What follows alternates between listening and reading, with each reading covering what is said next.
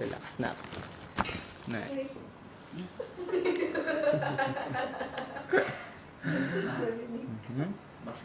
Malakas.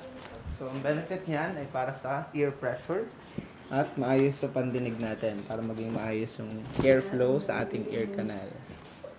So, at least maririnig mo na yung mga marites doon sa labas. Okay. Here. Relax.